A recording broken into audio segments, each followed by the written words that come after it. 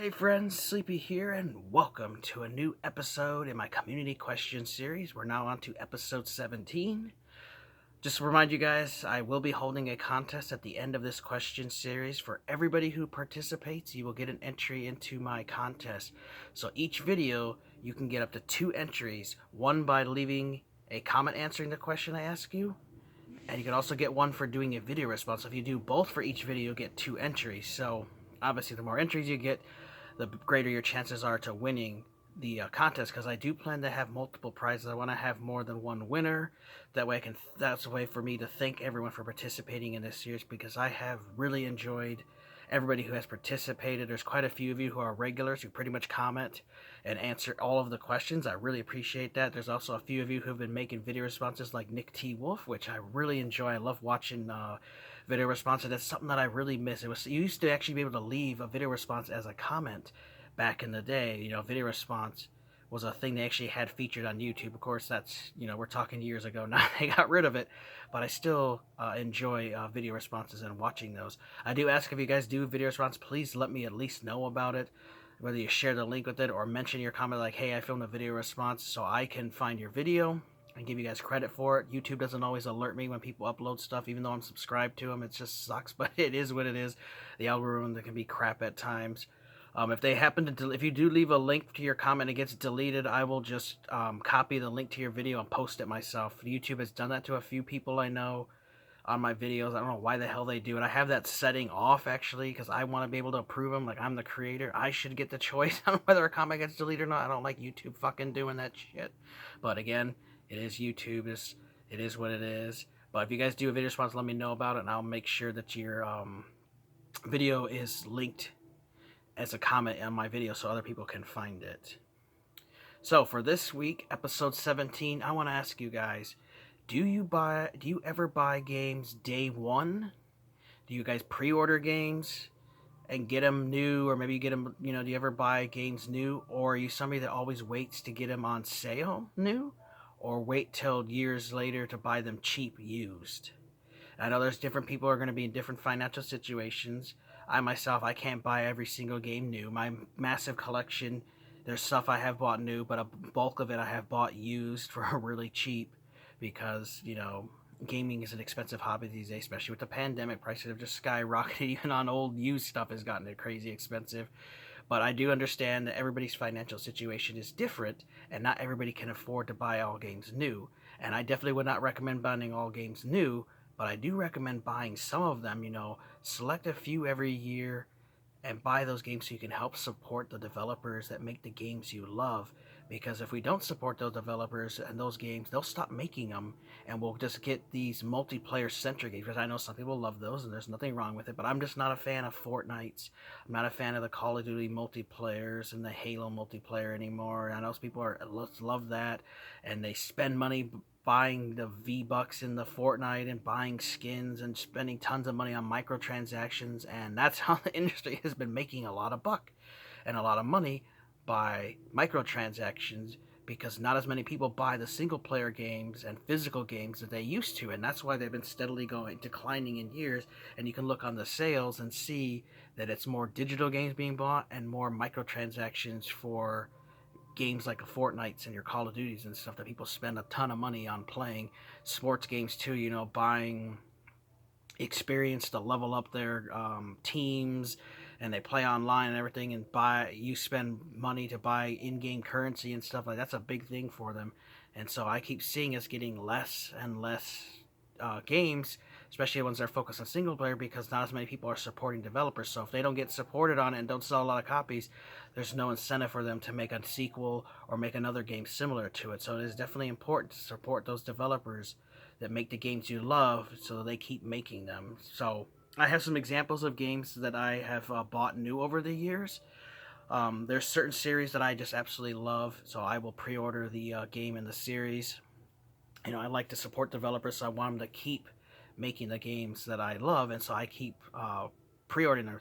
Especially, it's important. It used to be really important to pre-order a game because you weren't sure if you're going to get it. Then it was pretty much, it's easy to find, And then it started becoming hard again now as we were getting smaller physical print runs. Now, of course, if you buy a game like a Halo or a Gears, they're going to make 10 billion of those, and you don't have to worry if you don't pre-order it, you'll get a copy. But there are other games like Terminator Resistance, which I did not get a chance to pre-order, and it was sold out everywhere, and I only got lucky and picked up a copy at a GameStop that I used to go to years ago. They had one copy left, which is this one right here, because somebody canceled their pre-order. Otherwise, they would never have it. I've never seen another copy locally at any of my game stores.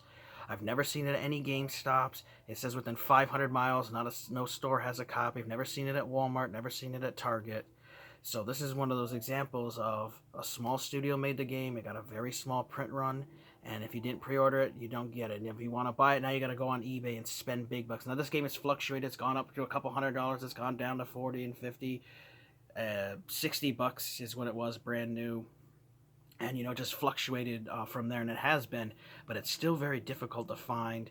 Now it's really easy to find it in Europe, as they printed a ton of copies and people were importing it. But if you wanted the authentic American version, if you didn't pre-order it, you would have to pay the big bucks on eBay. And so there are certain titles that when I find out, whether my buddy Dean lets me know sometimes about, hey man, I found a game here I think you might like. It's actually going to get a physical release.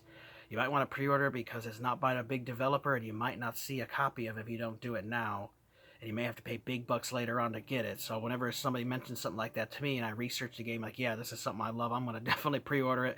I go to the GameStop and pre-order, or I go on the website and pre-order, or go to Best Buy. Wherever I need to go, I'll pre-order it so I can guarantee I get a copy, because I don't want to have another one of these Terminator Resistance type things where I'm scrambling to find it the last second because I really want to get it for the collection. So I make sure that these days I do pre-order them. So I had like Terminator Resistance there.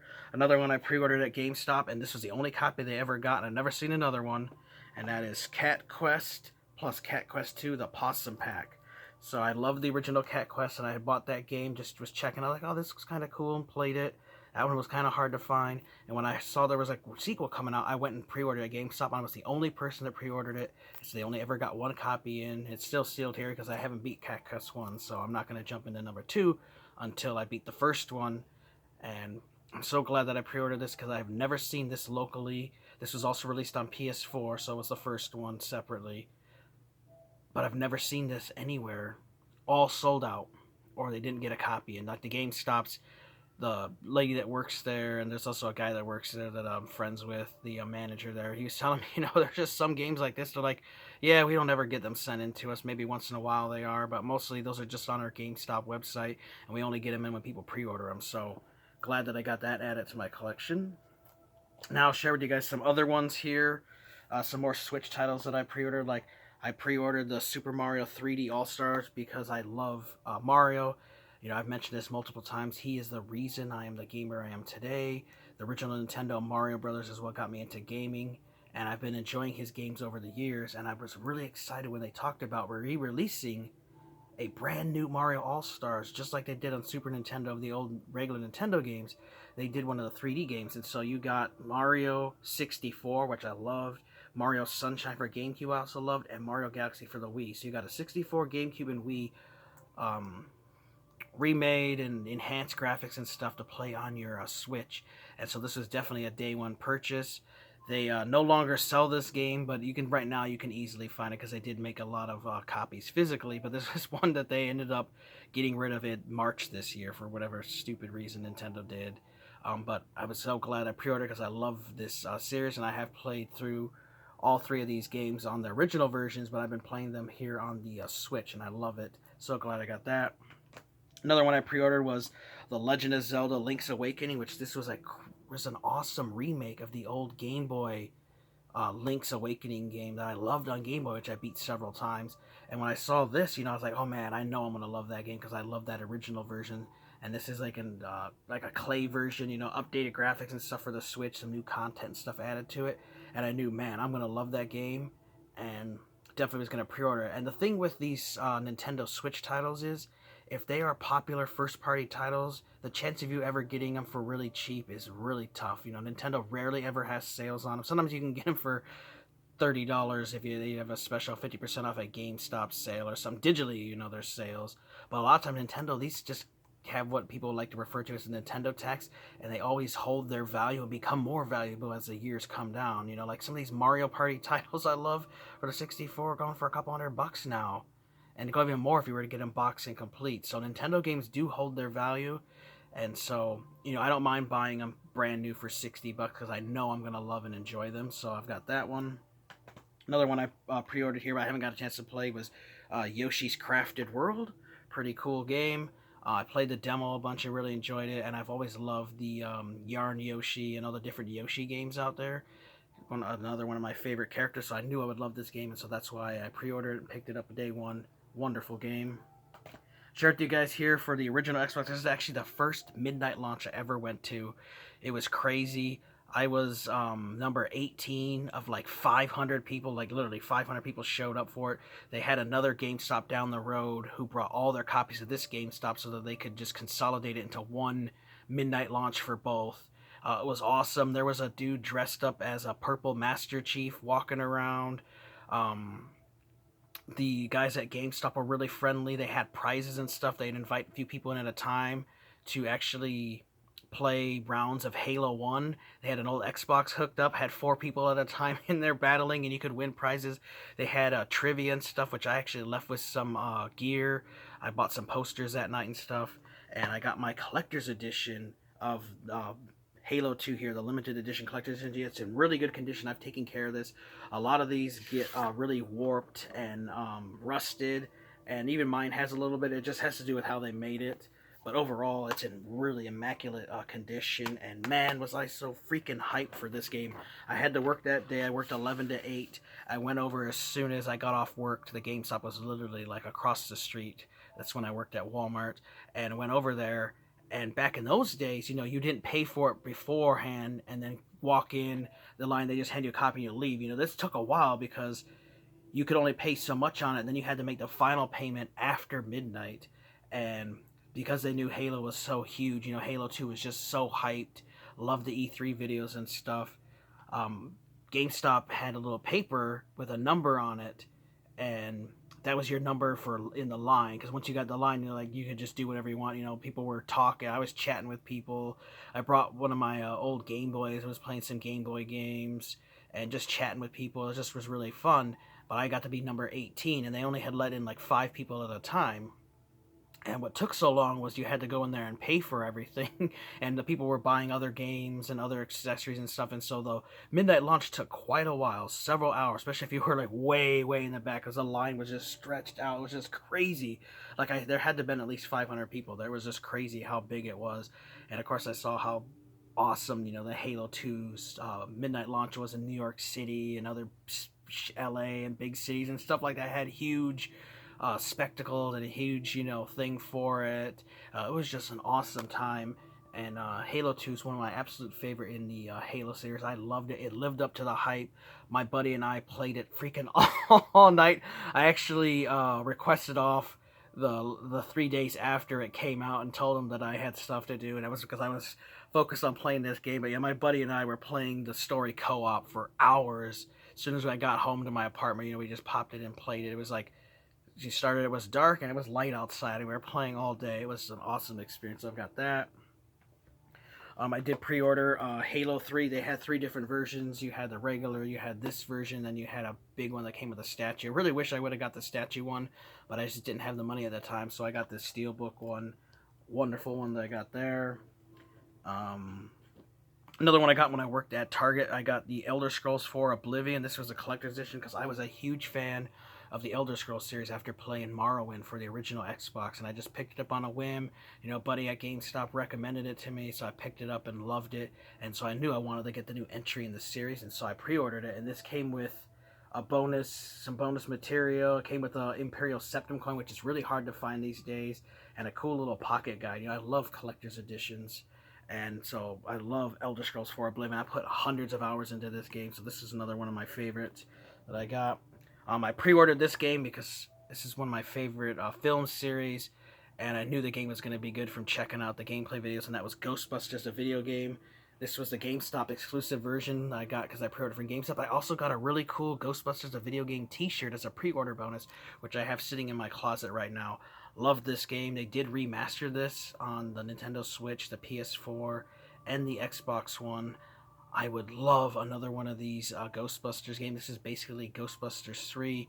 All the original actors, Harold Ramis, um, Dan Aykroyd, Ernie Hudson, and Bill Murray reprised their roles. And of course, I can't think of her. Annie Potts did the voice of Janine, so it was really cool. They returned and did their characters' voices, and so this was such a fantastic one. Definitely was glad I pre-ordered it day one. And I have bought quite a few different versions. I have this on the DS. I've got it on the PSP. I've got it on PS2. I've got it on the Wii. You know, I just love Ghostbusters, so I got it on everything. And so glad I pre-ordered that. I went to a after hours dark event, it was called, for this game, and that was the original Gears of War. And it was actually, I actually pre-ordered the limited edition collector's edition of it because I was so hyped for it. You know, Gears of War was this new third person tactical shooter, fighting these locust creatures, and it just was like gritty and raw. They had guns with chainsaws on them. I was just, man, watching the video and stuff going to that was just awesome. There wasn't that many people who actually showed up for that after hours dark event.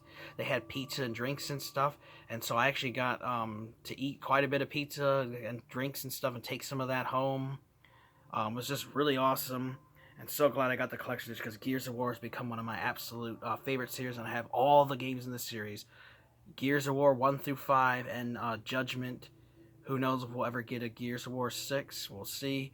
But I'm so glad that I pre-ordered that one. And because, you know, I pre-ordered that one, I also pre-ordered Gears of War 2 Limited Edition, which came with the steelbook and came with a bonus disc. It came with a picture of Maria and Dominic, and then also came with a little like art book and stuff. So it was really cool.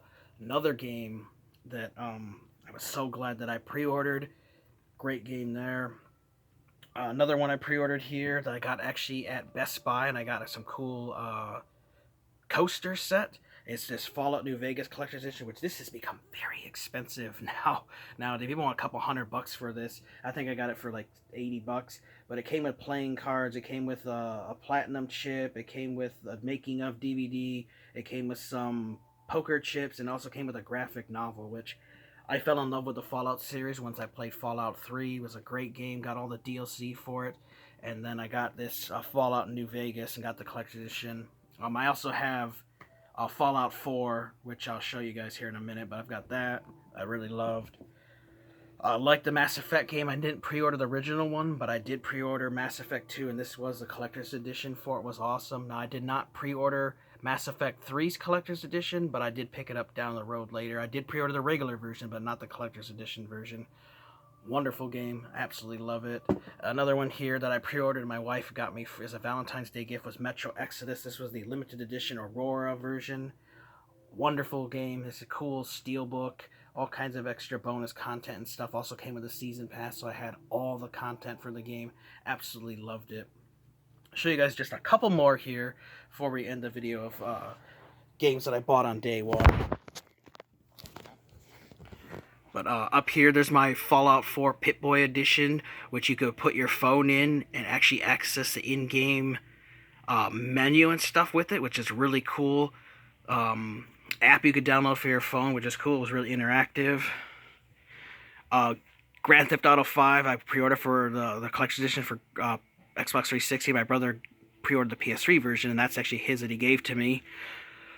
I got that on day one. Loved Grand Theft Auto 5, but I was really disappointed in the collection edition because it basically came with like a case and like a hat. So it was a really, really disappointing collector's edition. And unfortunately, mine is actually ripped here.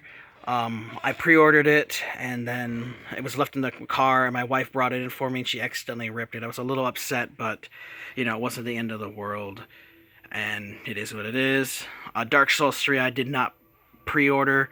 I bought that at the game store used. Now, this one I did, my Gears of War 3 Epic Edition.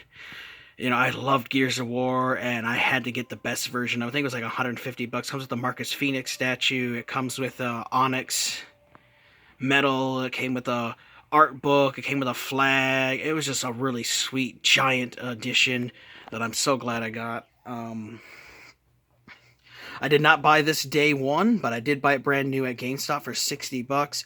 I wanted to pre-order Skyrim, I just never got around to it. And then when the collector's editions were sold out for the pre-orders, I just like, I'll just buy the game later on. Then I heard some, game-breaking bugs were in the game, and so I waited till it had got patched, and people said, "Oh yeah, it's all good to go." And I went to GameStop just to buy a regular version. I saw this collector's one, and the lady's like, "Oh yeah, it's available if you want to buy it. It's $60 brand new. We marked it down because nobody wants it." So I bought it and picked it up. And there's other games I have bought new over the years, but I did buy a majority of my games used. But I'd like to know from you guys, do you guys ever buy games new, brand new? Do you pre-order them? Do you buy them day one?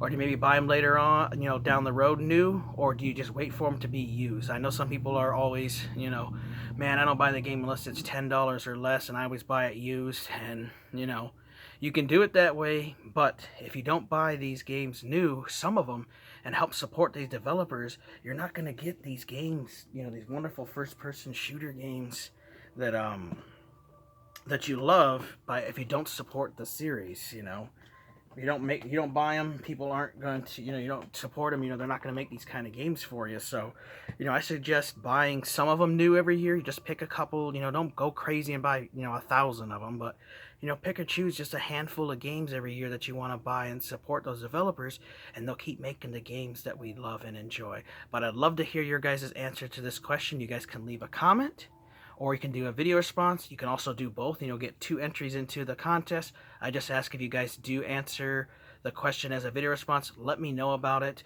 Leave a link to the video, or just at least mention in a comment so I can check it out. And I'll also leave a link as a comment for you if you don't have one, so other people can check it out. I want to thank you guys for watching. Take care. You guys have an amazing day, and Sleepy will see you next time.